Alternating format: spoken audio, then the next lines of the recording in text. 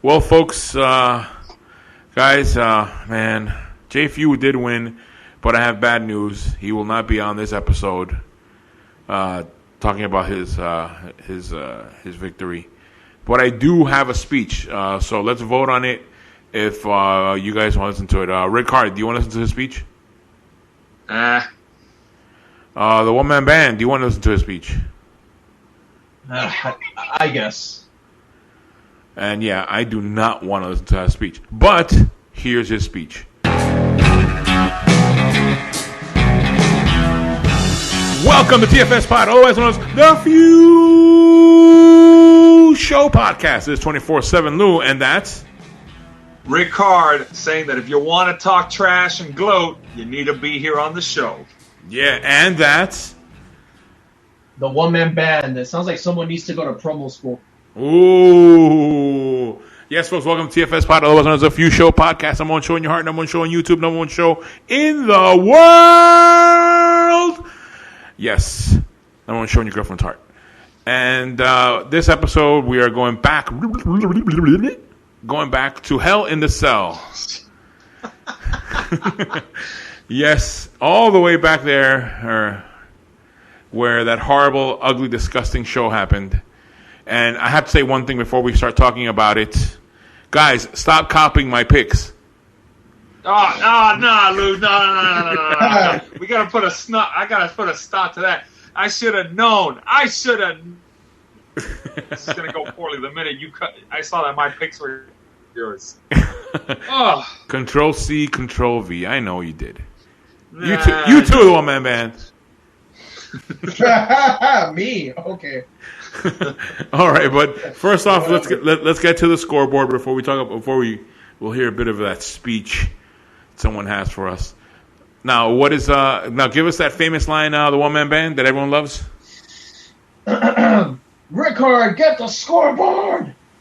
All right, folks. So, contrary to popular belief, JFEW, you got to win, but it doesn't make a big deal in the overall scoreboard because still in the lead, tied for first place, is 24/7 Lou and the one-man band at 7 points. Yeah.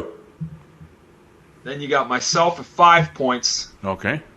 Followed by JFEW, the new person to be a solid 4th place. Way to go. Yeah. 3 points for JFEW now, who has beaten out the randomizer, who is right behind them at 2 points. Followed by Big Al with his 1 win for the year. Customary. And everyone else is at 0. EGOB. Including Bogey. Yep. Yeah. So I did get a voicemail, a voice clip from the victory speech of JFEW. Normally we usually play it at the end, but this time I think we have to listen to the speech. I did hear part of it. You guys ready for it? Yeah, I mean, when I was told by Creative, we have to play the speech. It's going to be a surprise for you guys. I was like, oh, it's going to be something stupid, isn't it? but if we have to, Creative runs the place. So here we go. 3, 2, 1. Here we go.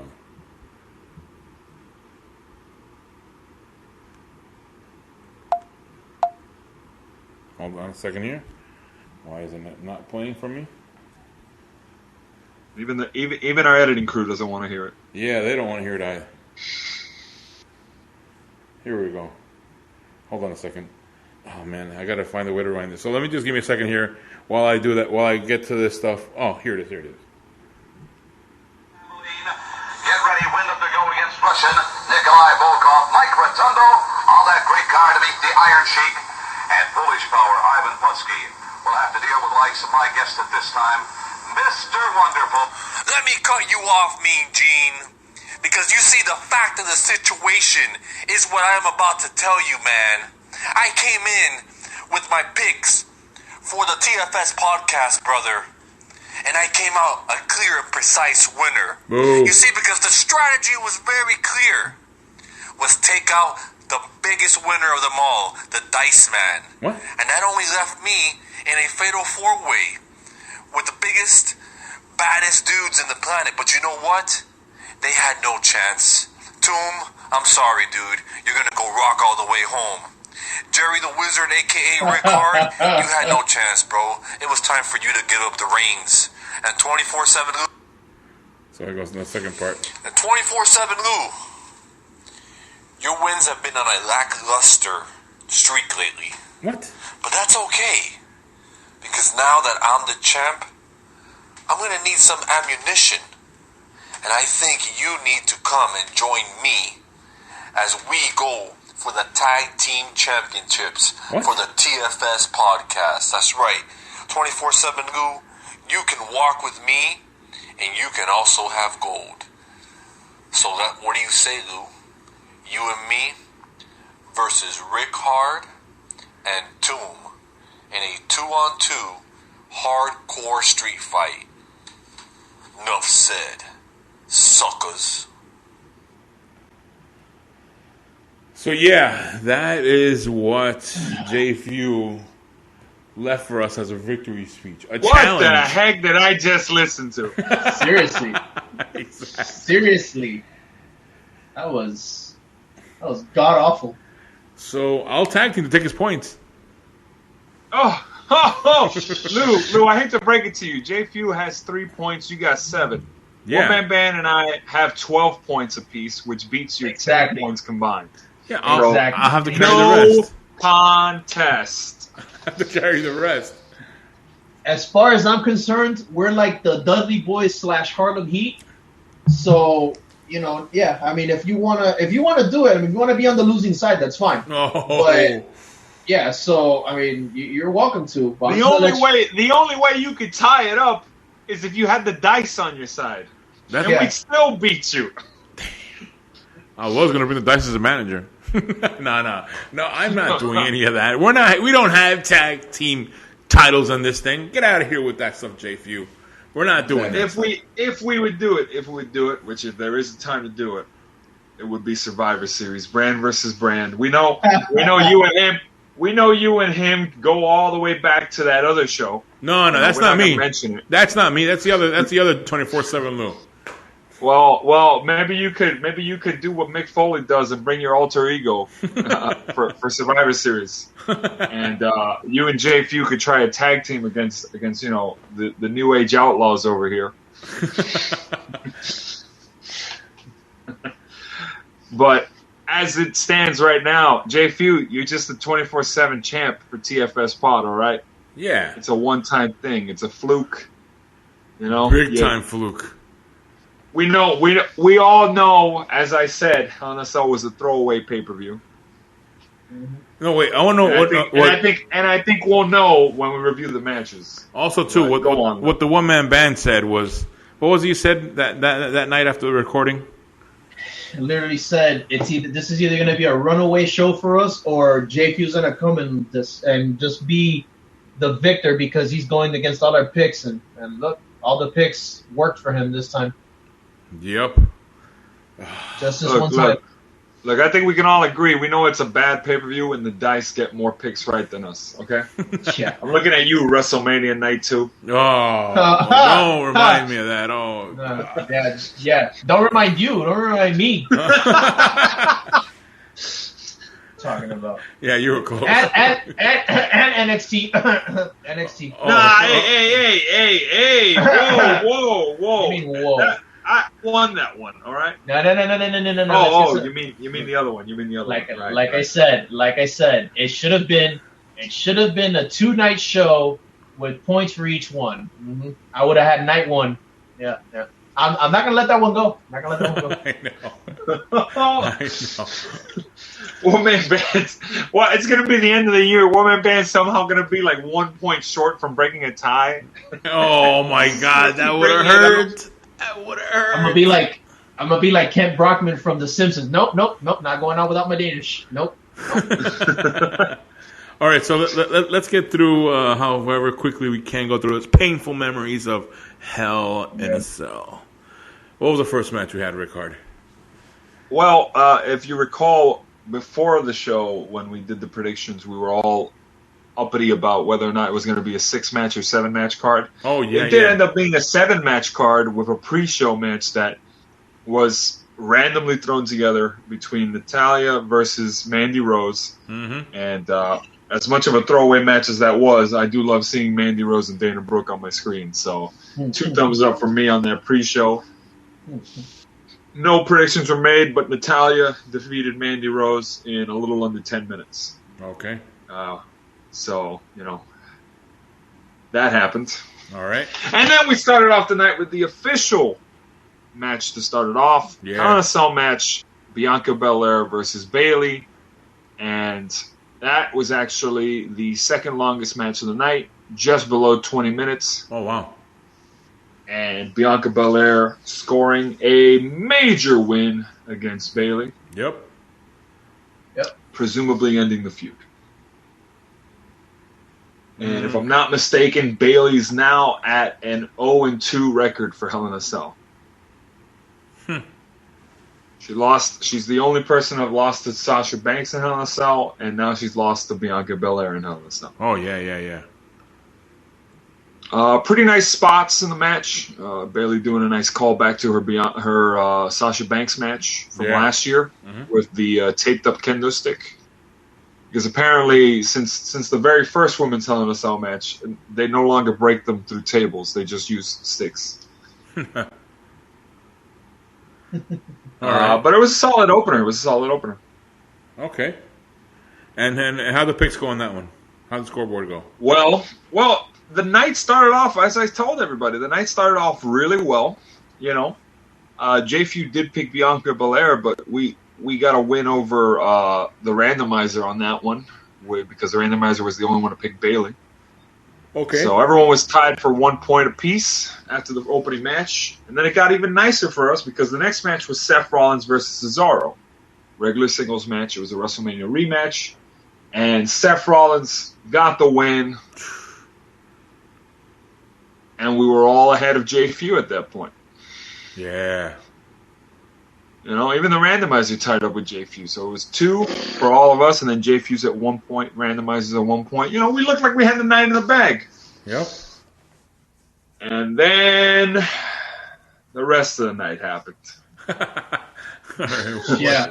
And I don't think anything perfectly highlights what kind of WTF booking we're dealing with than the next match of Alexa Bliss versus Shayna Baszler. Oh, and that stuff's still going on. That storyline with that.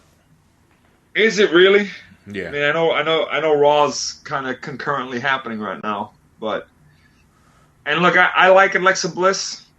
I still think they can save this Fiend thing going on here with her. Yeah. But what kind of Papa Shango ripoff are we watching here, dude? Possession. You're moving around, people getting slapped with I don't even know. I think it was the shortest match of the night. Yep. And Shayna Baszler, former professional cage fighter, gets beaten by Alexa Bliss. Yeah. I don't know where we're going with this. Either have Alexa Bliss.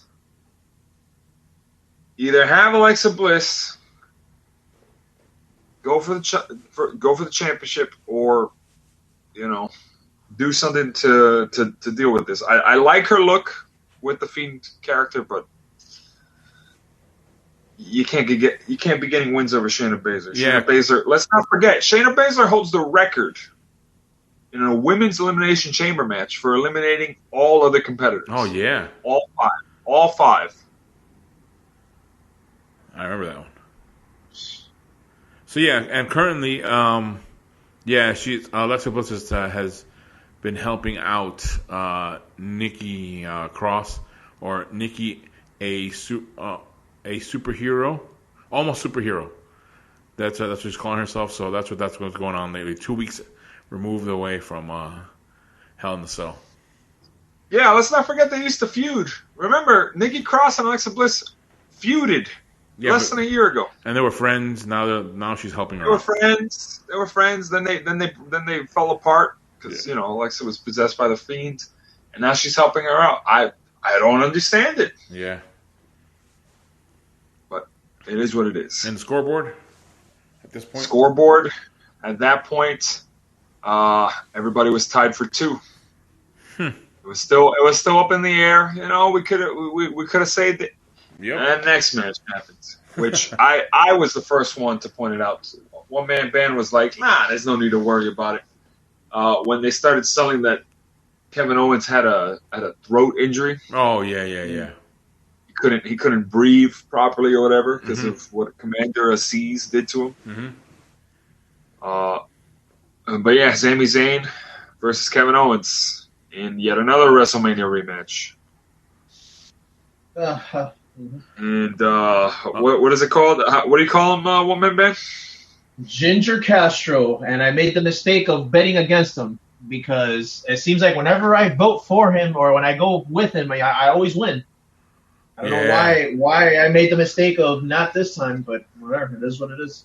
And just keep us updated on it. Currently, they did have a match on SmackDown following that match for the qualifier match, I believe.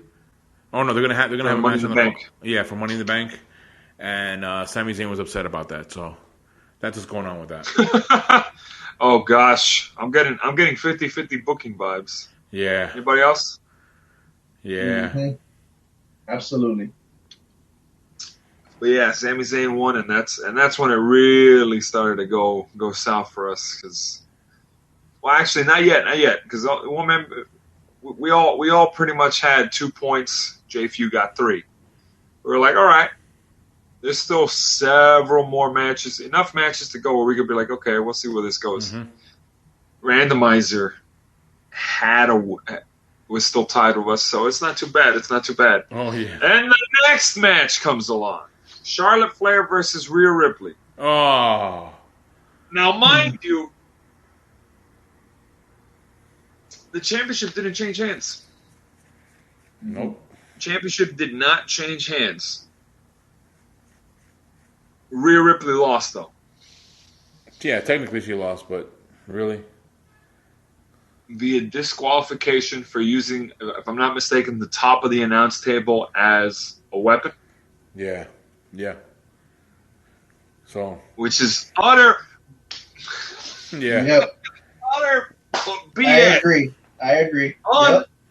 Freaking believable. I saw it. I said, you guys really couldn't do something else? So yeah. You know, they both brawl on the ramp.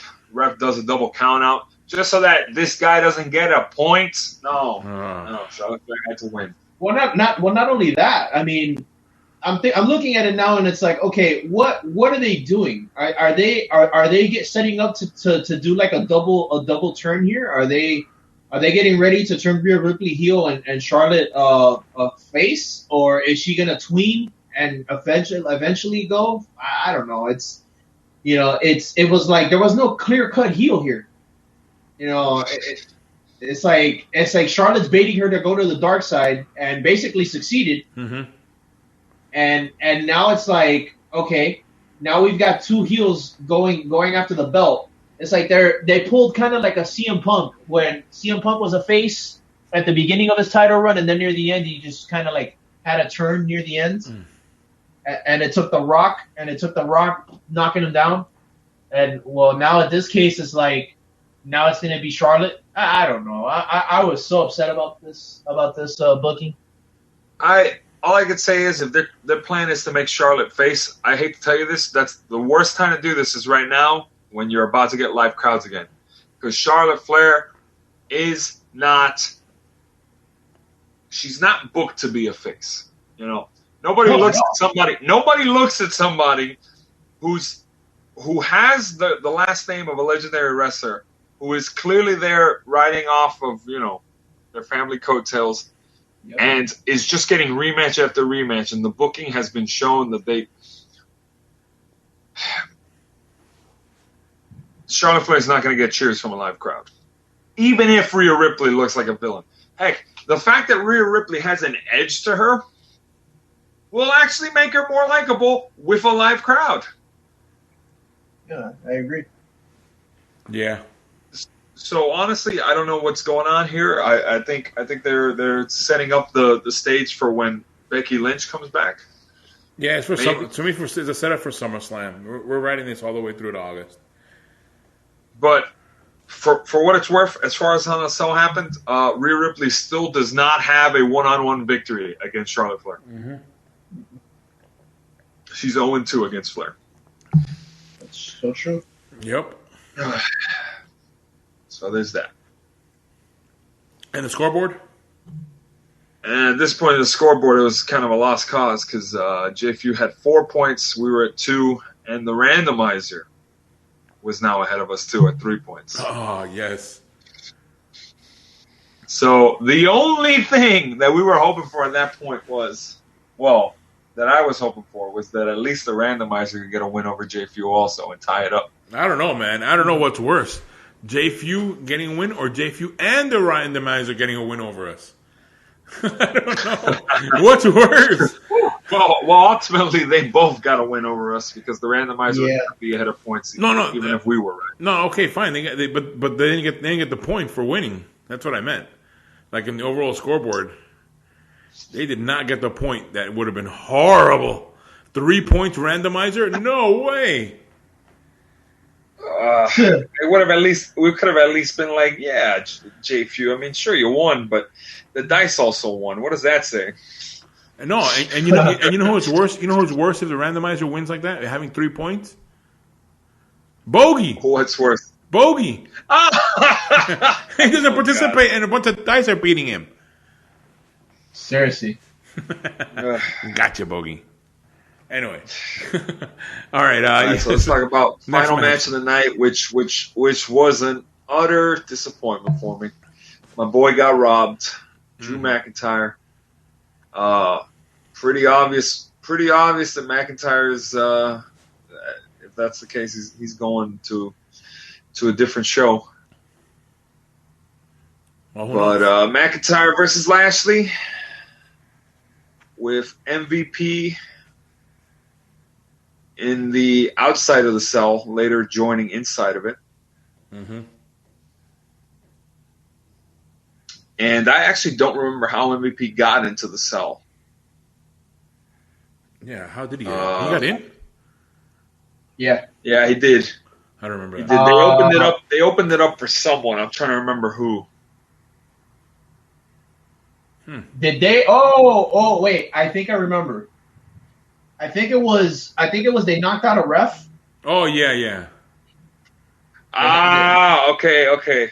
McIntyre knocked out a ref, and instead of wanting to revive him, he just called out a new ref.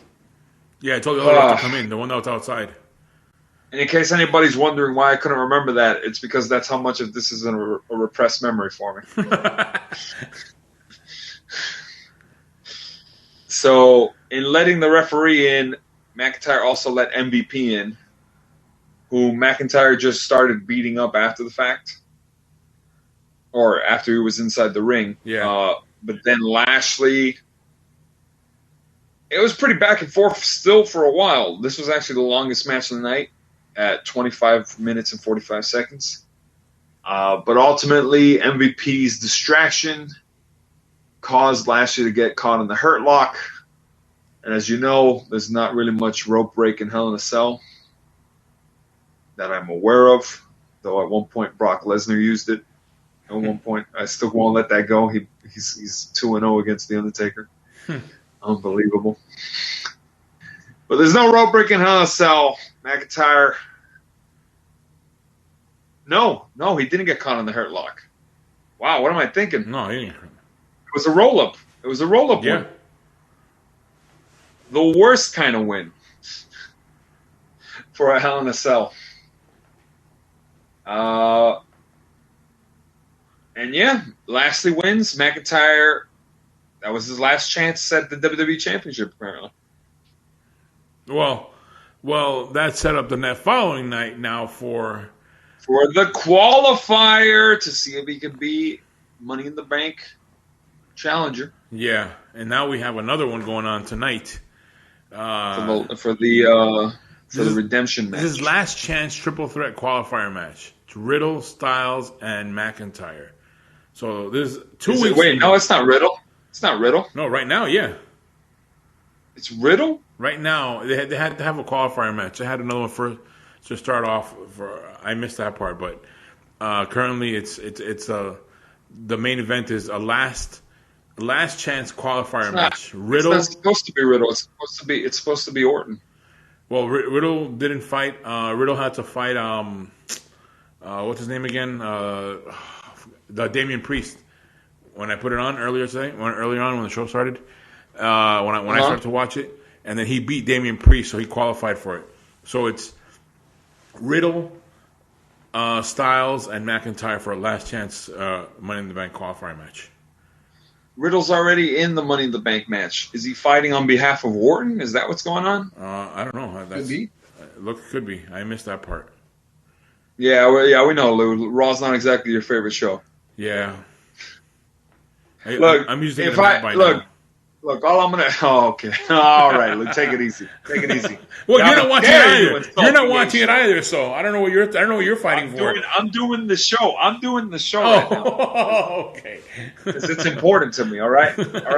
Now I will say this, and this is what I would have done if I really wanted to. Because they did do a Hell in a Cell match the night after on USA Network, and it was supposed to be because USA threw a hissy fit that Fox got a Hell in a Cell match. Oh yeah, they did. So they had Bobby Lashley fight Xavier Woods in a Hell in a Cell match. That I thought was kind of weird. I was like, this kind of feels, unnecessary. But here's what I would have done if I was booking this, because we've seen this done several times before already. You would have had Bobby Lashley in the ring. He was going to challenge somebody. And then whoever he fights goads him out of the cell to meet him outside of it. They start fighting, right? As that's happening, McIntyre comes out from the crowd or whatever. He grabs MVP, throws him into the ring, locks the cell door behind them, keeps the key, and then just keeps wailing on MVP inside the ring, and says, "You're the reason I can't get another championship match against Bobby Lashley. You're the one you're the one that forced me into that stipulation, all that stuff. Just keep beating him up inside the cell." And he says, "I'm going to keep doing this until Bobby Lashley undoes this, lets go of the stipulation, and gives me one more match." One more match. And I get it. That's pushing it. That's pushing it because it's kind of entering Christian Cage territories, 2011. Okay. One more match. Okay. But he's got a legitimate point. MVP is the reason Bobby Lashley has won most of this rivalry. That little distraction at WrestleMania, him getting involved, I believe, with the cane at WrestleMania Backlash. Mm-hmm. During Strowman McIntyre Backwash, yes, exactly. That's what I called it. The pay-per-views that followed WrestleMania this year, immediately, both Hell in a Cell and Backlash, are both notoriously bad as of late throughout the past few years. Yeah. So I'm really hoping we turn things around with Money in the Bank, which usually tends to be exciting. So, I'm excited to see Kenny Omega go in there and win the Money in the Bank. You spoiled it, Lou. We were going to address that. We were going to address that in our second segment. Oh, I didn't know that. I thought it was this one. Sorry. No. We'll cover it up. But I guess we could end the segment with overall thoughts on Hell in a Cell. Whoa! Those are my words. A big fat zero. But yeah.